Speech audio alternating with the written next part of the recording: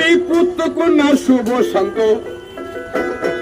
আমি লইয়া দিন কাটাই একটা শাওনের আগুনে আমি পুইরা হইলাম সাই আমি পুত্র কন্যা শুভ শান্ত আমি লইয়া দিন কাটাই আরে